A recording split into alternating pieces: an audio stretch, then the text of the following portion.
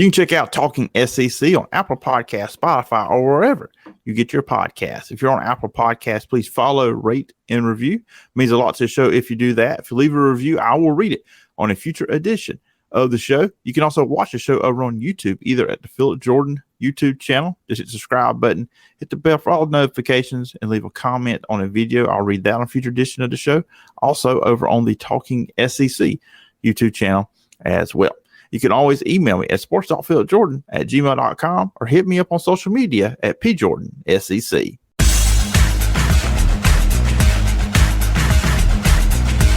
Welcome to Talkin SEC. Writer, photographer, and producer Phillip Jordan discusses the latest news and breaks down the biggest games with the best analysts around. Now, from Southeast Alabama, a state that knows its sports, here is Phillip Jordan. Everybody joining me as he does at this time every single week during the college football season is Coach Max Howell, Troy Sports Hall of Famer, former Ole Miss and Florida State assistant coach, and 25 plus years in Sports Talk Radio. And Coach, I appreciate having you on. We're doing it this week, and we'll be doing it next week, recapping the SEC championship game. But quite interesting weekend during Thanksgiving when it comes not just to SEC but college football as a whole. Well, it's of course the Southeastern Conference. It was. I know we'll chat about that, but it wasn't here. It was all over the country.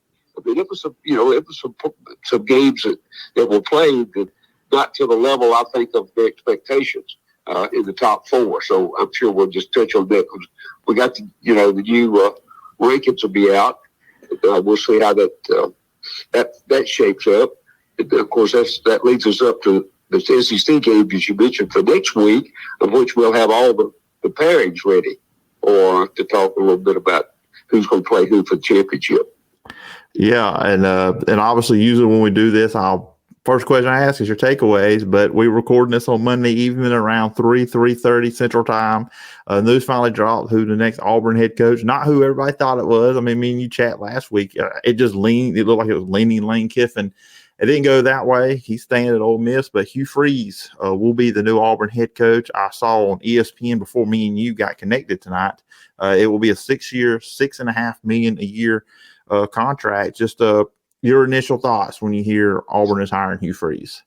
Well, I followed it very closely when he was at Ole Miss. And, I just thought, to me, in my mind, I said that they're down to, for Auburn beat Liberty for him.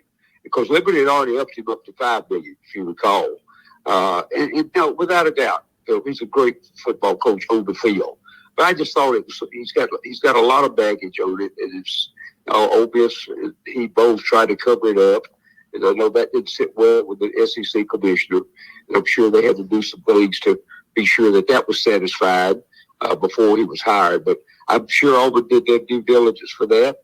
They will win. I know that. He's very capable. He beat Alabama twice while he was at Ole Miss.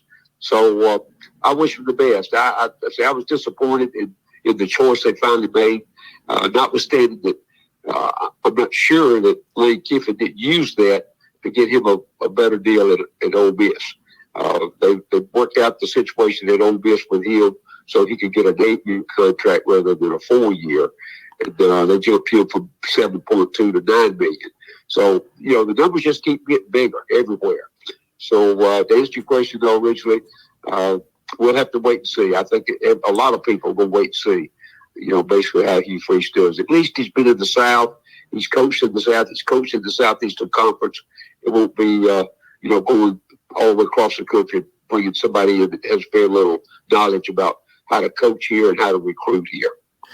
And just remember his teams, obviously at Ole Miss, he's done a really good job at Liberty too, with what he's done. They've won 8 games every year he's been there, had a 10-win season in 2020. But on the field, what can Auburn fans, you think, expect the kind of product that he'll put on the field as a team? I think he's going to up the level of play that the kids are today. I think he'll go out and get some new players. There's going to be some, always is some kids leave during the coaching change. But I think they got a quarterback. We know he can run. And if you remember, the kid that he had at Liberty that's now in the NFL and getting playing time as a rookie. I think that's what we're going to see. I think we'll see a better throwing quarterback. And again, I guess Bigby's gone. I think the running back situation is probably going to take a slight step back, but defense will be better. It'll be I think I'm really interested to see who he brings on board. Cornell Williams being offered the job, I know, but whether he wants to stay or not, nobody really knows about that. But I think what we see is a better coach football team, and I think we'll see more wins for Auburn. I'll be interested to see how he handles recruiting and how he handles the portal to bring new players in. Yeah, the portal part is going to be key, and that's why I was telling people if Lane Kiffin came over, because what he could do in the transfer portal, I thought he could build Auburn back up pretty quickly. Hugh Freeze, right. I mean, obviously you've only seen him at Liberty with the portal really being, right. around, so you really not going to get a lot of kids transferring to Liberty like you would a bigger school like an Ole Miss, what Lane gets there. So that's going to be interesting to me, like how good is Hugh Freeze with the transfer portal? Yep. I think that's going to be a measure for him the first year or two. Now, I mean, we go back and talk about Harson's recruiting, and I know that signing date coming up early in December for this next year, and I don't believe Auburn had about 8 or 9 commitments. Well, most coaches this time of the year have got 14, 15 or more. Some do. So you're right. That's a very look. The recruiting part is the key to long-term success. If you can't get them there and coach them up, then you're not going to win very many ball games, not the Southeastern Conference. So, we'll get a chance to see real quick. The next thing he's got to do, he's got to pick and choose who he's going to keep off of this team. He's got to recruit those guys first. Mm-hmm. I'm sure that'll probably start tomorrow or tonight if the announcement, has just been made. So I think he wanted the job. For him to, be successful there, I think, we're all get a chance to sit back and watch. And you mentioned Cornell Cadillac Williams, and I saw some reports today not long after it was announced that it did seem like reportedly, this is not official, that Cornell will be kept on staff. And what will be his role? Will be back running backs coach? Will it be in another position? Don't know that yet, but just how important is, especially with the way this team responded to Cornell, how important is it for any of the coach that came into Auburn to make sure that you keep him on staff? Well, I think it's more important for the ones that are already here. Mm-hmm. See, remember guys that, not accustomed to a lot of jumping up, down, and hollering and screaming and running up down the sidelines. That's not traditional. He used his personality in that thing to keep them motivated, because remember, that last year, because they fired Hartson, Auburn was a dull football team. Mm-hmm. I mean, they not much excitement on the sideline, very little, with the coaches intermingling with the players themselves. I think Cornell joined, he basically shown or was able to show his emotions into that team, and he carried out on the field. They played harder. So I'll be interested to see how he reacts now. The thing that you remember about Hugh Freeze, he's not a rah-rah guy. He's a middle guy that draws the plays up and teaches how to perform the plays on the field and expects results. And that's totally different from, I think the emotional part that the Cadillac had was just, I think they had to have that. And it worked well for him while he was there. Now let's see, I'm sure he's going to want to stay. If that's the case, does he have to change that? Because, think about it. How many coaches you see run up and down the field? Not walk up, run up and down the field. You don't see that very often at that level. Maybe a few assistant coaches on a big play, you'll see them get excited. But, if they get on the field, they're going to get a flag. You can't be running out to the hash mark, trying to cheer your team on. So, but I think it worked for them up to now. Again, after tomorrow, I think there'll be there's a new sheriff in town. Mm-hmm. Let's put it that way. Yeah, absolutely. Sometimes it seems like Cadillac's ready to go put on a helmet and a jersey and pads and go out there and play. He probably could. He could probably still do a little bit too. The way that first game when he had to run and take that timeout against Mississippi State, he looked like he still had the wheels on the Cadillac were still good. I believe that. Lastly on this, before we do transition into the games that happened in Week 13.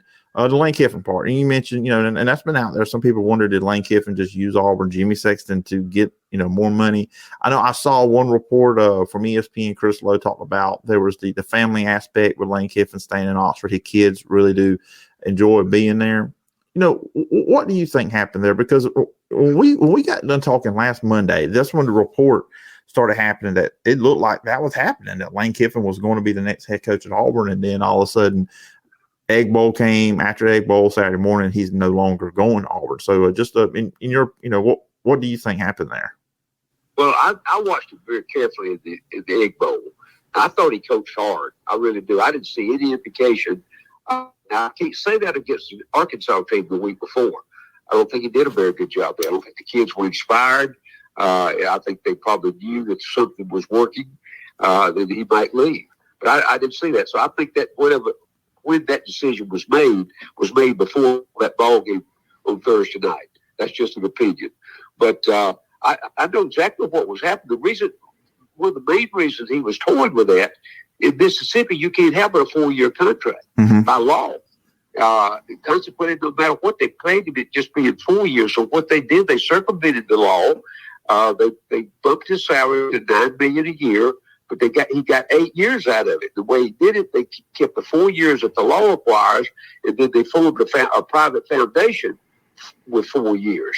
So when the structure runs out, he'll always have 4 years on there, but it's guaranteed to be 8 from the private foundation if it did go right. So they figured out. I don't know who figured it out. Probably Jimmy Sexton, his agent. But he got $72 million guaranteed, and I think some of his responsibilities also were changed around where he's going to work with the athletic director, but no decision can be made really about him unless he goes to the president with it. So that would be the case at Auburn. Because we don't know how many layers are in between. Of course, it starts with the new athletic director. There first, and then there's a committee that you got to deal with, and you got the chancellor that you deal with is over that department, and the president and the board of trustees. You got several layers there you got to deal with. So I think all of that, he knew he could bump his salary up to $9 million a year, guaranteed for 8 years, and he wouldn't have to put up with any criticism publicly. That'll all be handled internally. He didn't have to do anything but answer the president of the university. And he doesn't have to answer the yellow fella, Jimmy Rain. So that's another thing. Well, I think, and also we don't know who makes the calls at Auburn. Mm-mm. Obviously, what the athletic director, Coach Green. I mean, how many times did you ever hear his name mentioned? Not often. Years he was there. Not often at all. Well, that means somebody else was running the show. And I'm sure Lane was aware of that as well. And, the program had deteriorated down for some reason. And that has to go back to whoever's making the decision. They brought him in from Buffalo. They bring Harsin in from Boise State. Neither one of them had any experience in this part of the country, basically. I think Green had been down this way. It worked in some universities, but he didn't have a decision-making position. So, all that changed. And, like I say, I hope there's been a major change. I hope John Cohen can get it straightened out over there. And if it's going to be Hugh Freeze, then, I hope they can win with him and win him, with some class more than anything else. Yeah, talking about winning and just week 13, it's the final week of the regular season. Of course, this is championship week. This week in college football, the conference championship games will be going on. Just of the games, from Thursday when the Egg Bowl kicked off on Thanksgiving night through Saturday. What were some of the big takeaways for you out of week 13? Well, first of all, I thought Mississippi State played very well. I thought better than I thought they would play. And I think the step back that Ole Miss made against Arkansas was a carryover.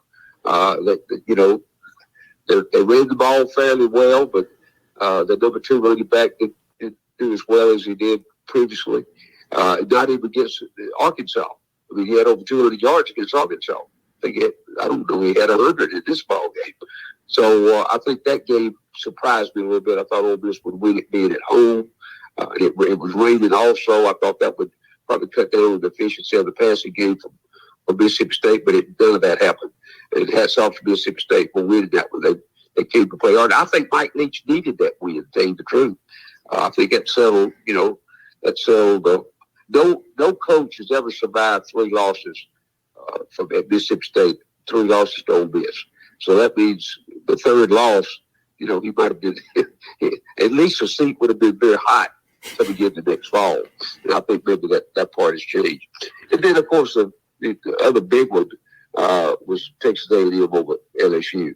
I still haven't grasped that yet. It tickled the amount of scoring that Texas A&M did. So, we'll see. We got a West Conference champion playing Georgia, who's number 1 in the nation. That's got 3 losses now. So I'll be interested to see if they can shape that game, or were they paying a lot of attention to Georgia, not paying much attention to Texas A&M. We've seen that happen before as well. Mm-hmm. So that'll all come about this week when they tee it up in Atlanta for the SEC championship. Yeah, just some of the games that are obviously kicked off with the Egg Bowl and then the 24-22 win. And I think Mississippi State did a very good job early on, bending but not breaking, because, Ole Miss moved the ball pretty well in the first half, built a 16-7 lead, and they had to kick 3 field goals.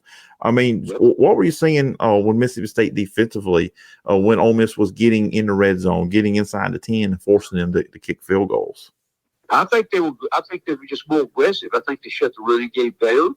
I think they had some spies. I had some spy, on number 4. Wherever he went, they had somebody lined up against him. I think the defense just did a better job in preparation. They had the game plan down. They knew about how Ole Miss was going to try to attack their defense. Ole Miss couldn't pull the trigger on it. So I say, good preparation. The kids motivated to win that ball game, and they were. So hats off to them. How will that move forward with it? I think the opportunity for Lane Kiffin to stay at Ole Miss, I think I look for him to go back to the portal again and bring in some more kids. And I think, not but 2 teams in the SEC won more games in 2 years than he did, as Alabama and Georgia. Mm-hmm. He won 18 in 2 years, and really probably should have won 19, maybe 18 or 19, to tell you the truth. But he did. He won 18. So he's got the program going in the right direction. And I really don't blame him for staying. I think for the surrounding and what he wants, look, you got to remember that school don't have that kind of money on a regular basis to pay a coach $9 million a year. But evidently they found some boosters that are ready to walk up to the table and write a check to keep him there. So hats off to Ole Miss for that. And I think another year or year or two. I don't look for him to stay 5 more years, but I do look for him to stay at least a couple, maybe 2 or 3 more years to try to get that program back to where it was in the state. Remember, they had done this since the 1960s. So I'm proud for them. I really am. This is a game we talked about a little bit off air, which you were in the state that this one was going on over the weekend. Clemson and South Carolina. We talked last week. We were kind of, I know you were thinking, okay, can South Carolina get up 2 weeks in a row after beating Tennessee? Can they do it? They did, 31-30. But Clemson did 14-0 after first quarter. Oh no. Clemson's going to blow this game wide open. They didn't, and then South Carolina scored them 17-7 there in the second half. So what was your big takeaways from that, and just another big win for Shane Beamer? I don't think there's any doubt. He won 8 football games this year. By the way, how quick they want to keep him. They gave him a raise yesterday. And what they bet yet on Sunday, the Board of Trustees, it upped his salary. And hats off to him. The guy worked hard. He got the kids in there. And Rattler played as well as he could play in the last 2 ball games. Where has he been? Where was he the first half of the year? He was escaping out of the hole from the defensive lineman and throwing the ball 40 yards down the field and doing everything he had. And of course, the key to it was in that quote after that last touchdown when they kicked off, and Clemson was going to try to trick them into that with that group play. They all ran together. If you notice, South Carolina evidently had seen that because they kept a spy over there on the sideline, and that kid that broke out with the ball, the spies would have tackled and knocked the ball out. So it well prepared. And the kids, I think, love playing for him. And like I say, I was at my daughter's house, and she and her husband are big South Carolina fans. And I thought I was at a stadium somewhere. They were jumping up, down, and shouting and jumping off the couch, and all that. But they were excited about it, about the win. Because remember, that's just like Alabama and Auburn here. It's an in-state rivalry, and South Carolina hadn't won it. I believe we talked about it like in 8 years. They were always, every year they thought they were due, but they couldn't quite get it done. But they sure got it done this time. And of course, that puts Clemson out of the playoffs with 2 losses now. So it was a big day in Columbia, South Carolina, starting Saturday afternoon.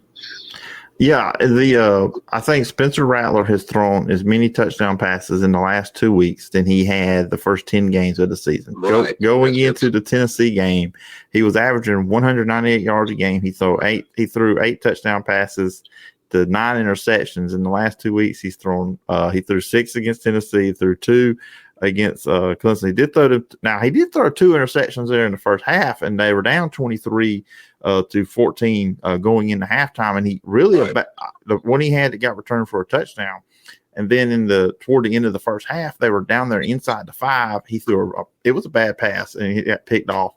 And at that moment too, I was sitting there watching it.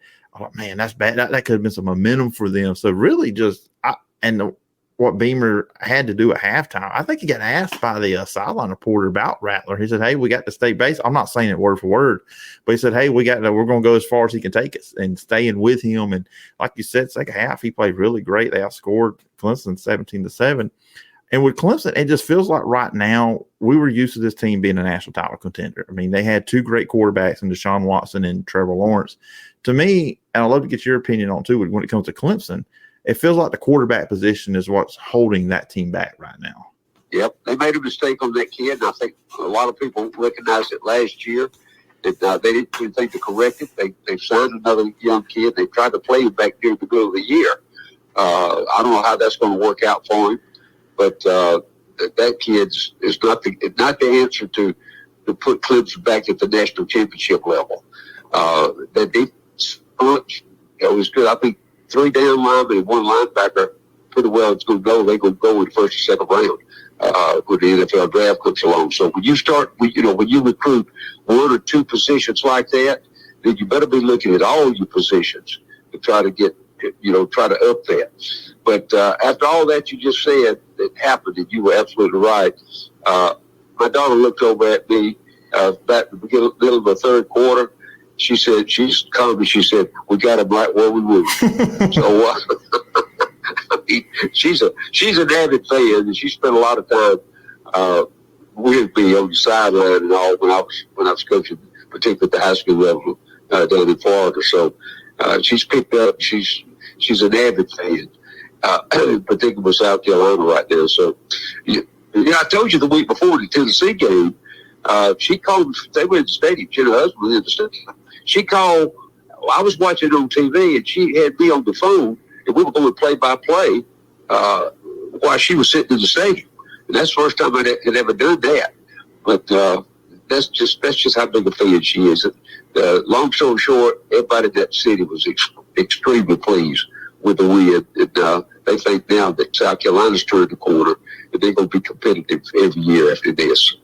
Yeah, so it's super impressive what Beamer's done in 2 years with them. It is. Oh, the Iron Bowl, of course. I'm in the state. I can't go without asking you about Saturday's game between Auburn and Alabama. I felt like going into that game, and we talked about this last week, I'm sure, that one against Alabama, Auburn's got to play a flawless game. The false starts on first down, that hurt them. Sure. And then the punt situation, and I know a lot of Auburn fans are saying, well, he didn't touch it. Well, my opinion is if you're going to get that close to it, go ahead and catch it. Right. If not, back off of it. And then the fumble by Hunter, honestly, it looked like, if not a touchdown, that was a big play. And then just what was your takeaways with the game between Auburn and Alabama? Because it really felt like to me watching the game, Auburn needed to play almost a perfect game, and they just had too many mistakes in the first half. Well, I think the whole thing was really focused on Alabama. Could they improve enough? And I thought they did. I thought they improved their ball, their game per se, as much as any time I've seen them through the years. Auburn, I mean, look, we knew that going in to play a previously ranked number one team in the country, they're playing at their place. The crowd's going to be noisy as it can be. Auburn had an interim coach, not done well when they had a full-time coach at all. So I didn't expect Auburn to do anything, to tell you the truth. Yeah, it was.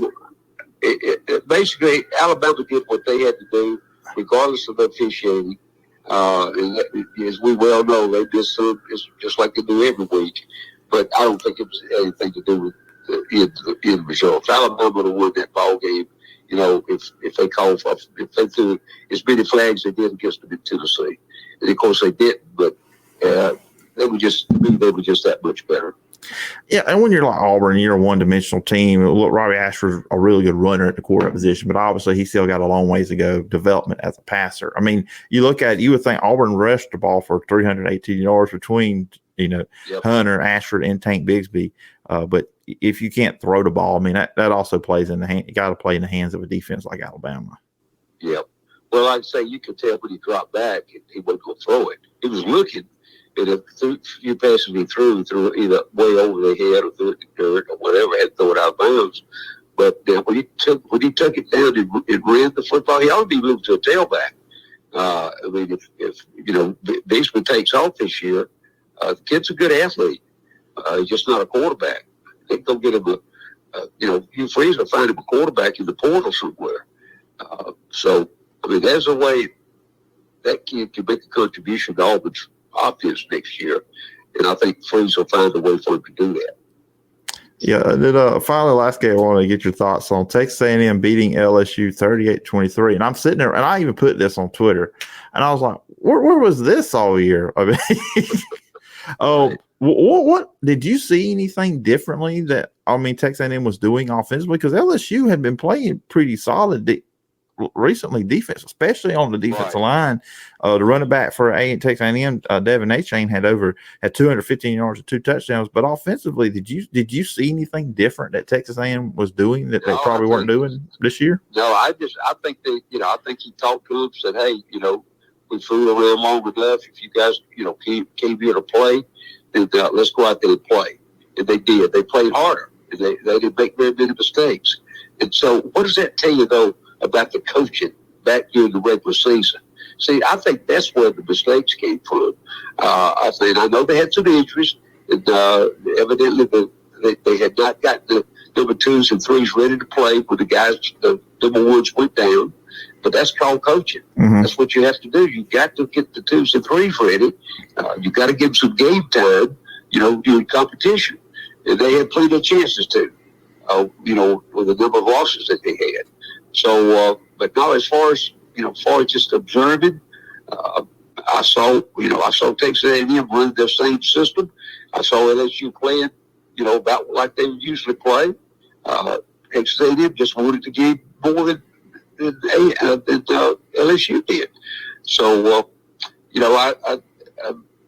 I was glad to see it happen, to tell you the truth, just because it points out that the things that went on during the regular season, I don't know what the excuses were, but there had to be some excuses made for the performance of the Texas A&M team, those games that they lost. every team they lost to certainly wasn't better than they were, not talent-wise. Mm-hmm. So, my idea was, hey, I think really they stepped up at LSU by playing a decent ball game, really exposed whatever's going on at Texas A&M that we don't know about. Well, they don't practice hard every day, I guess. I don't know.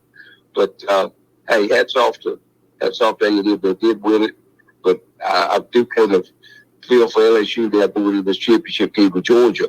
And I'll say this, if they play just like that against Georgia, Georgia win by 40. Yeah, and with LSU, they've been playing so well lately, especially defensively. And just watching the game, it did not seem like Jaden Daniels, because one thing that makes LSU's offense difficult to stop is just what he's able to do running the ball. I think he got around 80 yards rushing, but he didn't have those big runs. And I don't know, LSU just seemed like a team that was off. Like they just weren't on their game on Saturday like they had been the last couple of weeks. I don't know if they were looking past A&M, looking ahead to Georgia or whatever, but they just didn't look like they had been looking. We've seen that happen with A&M last year. We've seen it happen with other teams this year, where teams are lower. I think Tennessee was guilty of that against Vanderbilt. I just think there's teams that's all. That goes back to the coaching for a lot. The kids don't go out there and do that. That's the coaches to make the game, the practice schedule every day. They're going to practice what the coaching staff tell them to practice for. But if you got a coaching staff that's in the staff meet during the day, looking at tapes on skip this ball game and look at them for next week, then you're not going to get much effort out of the kids on Saturday for the team that you're playing. So you have to be careful how you handle that, because as of recent, the ones that we suspect doing that lost the game. I'm not real sure that maybe LSU didn't get caught up in that as well by way through Georgia. So, and that kind of transitions into that game against Georgia, the SEC championship game, which now has taken a little bit of hit. I mean, going into, even though LSU had 2 losses, they were ranked 5th in the playoff rankings going into this past week. So, okay, if they beat Georgia, they can't keep the SEC champ out, even with the 2 losses. Now that takes a big hit, with them now having 3 losses. Georgia's undefeated. So just going into the game, what are your thoughts going into the game, which I think it opened up with Georgia as a 17-point favorite? Yeah, I think they play it, and I think they covered it. I just think LSU's still young, still with a new coaching staff, still hadn't played anybody at the talent level that Georgia's got. I just don't see how they could, regardless of how they play, they're going to be talented and probably out-coached this first year that Brian Kelly's there. Because, that staff at Georgia, they got their eyes on the national championship now. They're going to try to, they're going to put everything together they can week by week. It all opens up with the championship game. That's the first game, really, of the playoffs is who gets there. Georgia's going to be number 1. They're going to be there, and I think they cover the 17 points. I think LSU will be scratching your head saying, we hadn't seen a team like this before. Yeah. So I've been meaning to ask you about this team every week, but the time-wise, I said, so I always want to let you go and keep it around the 35-minute mark. But your alma mater, Detroit Trojans, 10-2. They're hosting the Sun Belt Championship game. Great coaching job this year by John Summerall. It's not pretty when they play a lot of times. They have a really good defense over there, led by Carlton Marshall. Just what's your thoughts on the Detroit Trojans this weekend and just the job that John Summerall's done in his first year? I think he's done an outstanding job, no doubt. Really, that will be living wood. Mm-hmm. It also came down App State on the last play to get him on a Hail Mary pass. That's the luck factor. You hate for a team to come down to that, but they did, and they lost against a 10-2 coming out of this. He used the portal. I think he brought 5 or 6 linemen in from all over the country to hit his offense, and it certainly did. I like him. Of course, I'm very prejudiced now with what he's doing, and I think he'll be back up there with, like when Neil Brown was there. Neil went 3 years in a row with 10 wins in 3 years, each year for 3 years. I think Summerall can do the same thing. In fact, the word is, I've heard that, if he continues to turn this team and keep it at the championship level, he'll be the next head coach of Kentucky. Now, Stoops just got a contract extension. But I just tell you that he's already being looked at. Of course, that's where he came from, that's where he played. But the fact is he's doing a remarkable job in big turnaround. Chip Lindsey just couldn't grab a hold of it for whatever reason. He just couldn't keep it. He could keep it under control. So they went from Neil Brown winning 10 every year to Chip winning 5 every year. And now here's Summerall back with 10 wins the first year he's back. So we don't, it can be done there. And I think he's taken the Gulf South Conference by surprise. I mean, look how many points they scored in this last game at Arkansas State. Mm-hmm. I mean, they were down 3 touchdowns in the fourth quarter, and they came back and won that football game. So that tells you the kids, play hard for him, they listen to him, and I think they've done a really good job in their personnel selection, and of course they all work hard to execute what they're taught. Yeah, absolutely. It's just really impressive what he's doing in just his first year there at Troy. And Coach, it's always fun doing this every week. We'll do this one more time next week when we recap conference championship weekend. Like I always say, I always appreciate you coming on the show and breaking all this down from your perspective, former coach, and obviously your time talking about it on the radio for 25 plus years. Appreciate it once again, and I look forward to talking to you again next week. I'll do it, Philip. Always my pleasure. Thank you so much.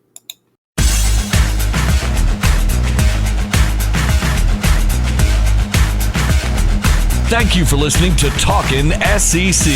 Follow Philip on social media at PJordanSEC and the show at Talkin SEC Pod. Subscribe to the podcast on Apple Podcast or wherever you get your podcasts. We'll see you next time when we're talking SEC.